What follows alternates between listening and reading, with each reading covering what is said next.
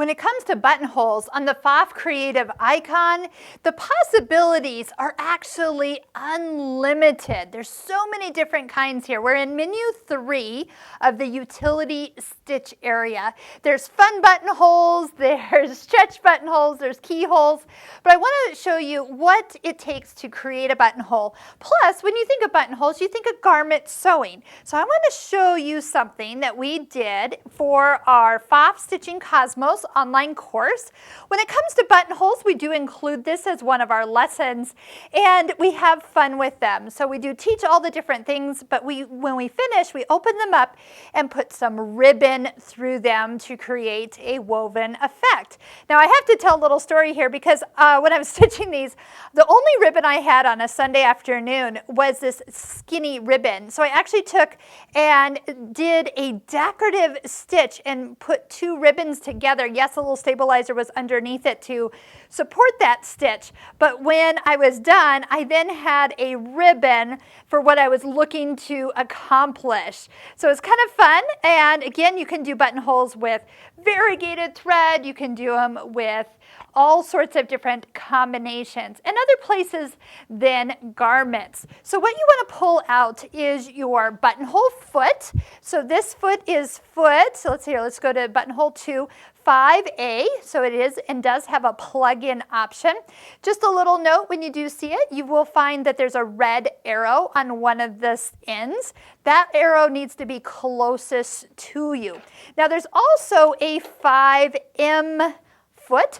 This is a manual buttonhole foot and can also assist with doing some corded buttonholes too. So we will do a video separately on corded buttonholes. But the first thing you're going to do is come up here to the top lid of your machine, take your button or your ribbon and measure how many millimeters it is. So this one's approximately 16 millimeters. So when we plug in the foot, we will be able to actually add that particular number to the screen and the machine will do the rest. Traditionally, I put the foot on first and then plug in the foot right here on the back of the machine. But do you notice something in the way? The IDT must be pulled away and pulled up out of the position for use because otherwise this foot does not go on. So go ahead and attach it.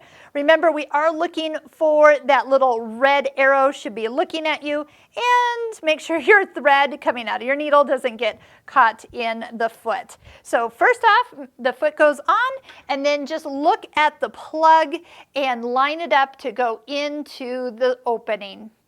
Click it in, and now the machine will show that the foot has been attached, and now we'll have the option to program in the length of buttonhole we want the machine to do. With the Stitch Edit box open, if the foot is not plugged in, it is empty right here, but when you plug the foot in, this comes up. Now the default length is 16 millimeters.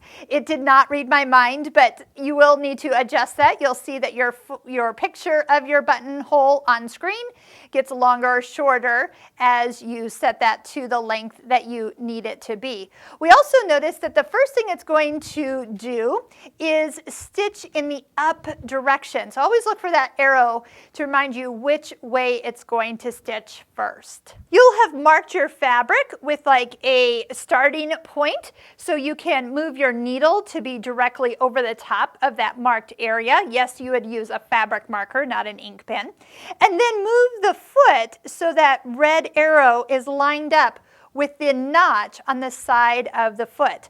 Once you're there and ready to start, you can step on the foot control, the foot will go down, and if you notice that little extra thread that was on top of the foot, if you want to hold on to that or just let it do its thing, you can trim it in a second. You are noticing the machine will stitch away from us first. So I'm going to go ahead and snip, is that you will find that it goes all the way back to the length it needs to stitch and then stitches over the line it originally started with, goes back again, stitches the tack at the top, and then comes down. Just keep your foot on the foot control Or if you have used your start-stop button, that works really well also.